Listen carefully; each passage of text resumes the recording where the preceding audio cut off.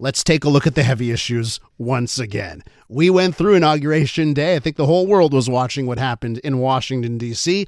And with more on this and the gravity of the situation, let's go to Guillaume Lavoie, associate member at the Raoul-Dandurand Chair of Diplomatic and Strategic Studies. That's over at UQAM. Guillaume, welcome to the program.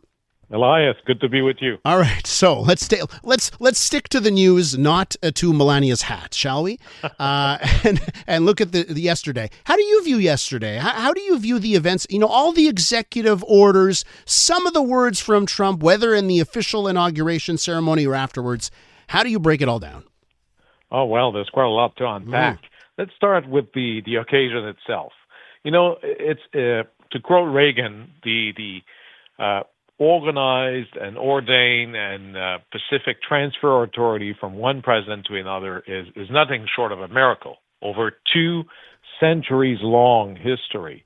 And normally inaugural addresses are solemn, grandiose, rhetorical masterpieces, and you have speeches that we still quote to this day, Kennedy being one of them.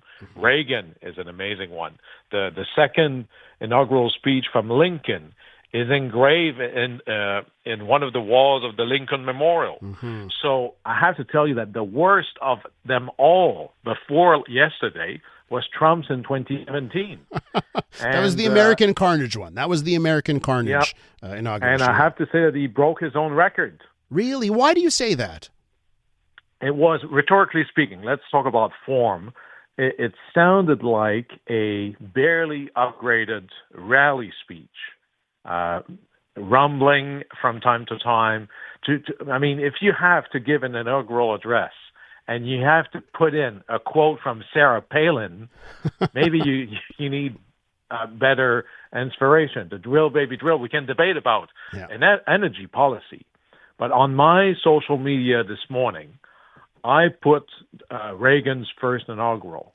So it's possible that you can be a Republican, that you have an agenda for radical change, and yet call upon what's the greatest among the people, how to convey the energy, how to bring people together. It's possible. It doesn't have to be the sort of bare-knuckle, low vocabulary presentation we got. So on that, I was a little bit sad. It's a grand occasion, and Trump is perhaps splitting the function of president and the adjective we came to associate, the adjective being presidential, that we came to embody as something above the fray, calling for something that we would tell our kids, be presidential. I can't use Trump for that anymore. So I was a little disappointed on that. But is he delivering what his voters wanted in those moments? You know, like, are his voters disappointed in the way you are? I'm not so sure of that, right? Well, that's an interesting. My critique is on form, but on the basis of it, the substance of it, there's very little surprise. If you voted for Trump, you got exactly what you voted for. A will to go strong, to go fast, to go hot on a number of issues. Energy being perhaps the least surprising one. Opening up by executive orders, what Biden put aside big chunks of lands that cannot be served for exploration or exploitation of gas and oil. He opened it all up. Getting the U.S. out of the Paris Climate Accord. There's no surprise there. That's what he got elected to do. But then on immigration, first of all, good news for Canada.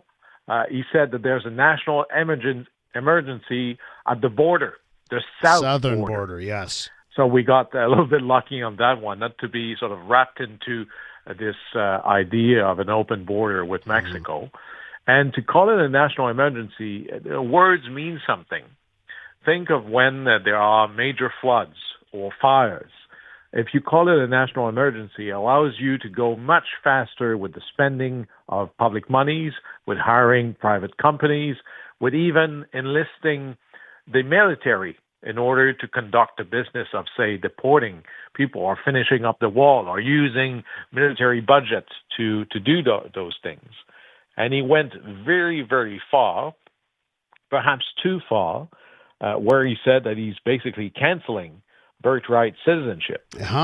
And he keeps saying that the U.S. is the only one that has that. He's misinformed. It's pretty much, I would say, it's much more the norm than the exception in the Western world, particularly in the Americas. Canada has it. And it goes back to an amendment to the U.S. Constitution in 1868. So it's not exactly new. So you can bet the farm that this is going to go quickly all the way up to the Supreme Court.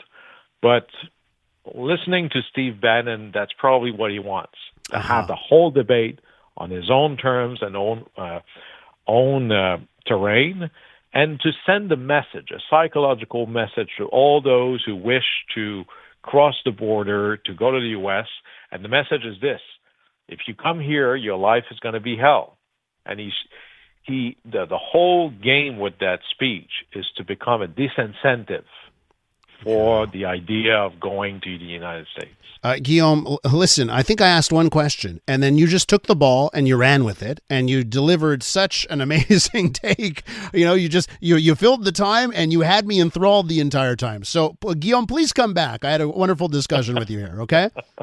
My pleasure. That's Guillaume Lavoie, an associate member at the Raoul-Dandurand Chair of Diplomatic and Strategic Studies over at UQAM.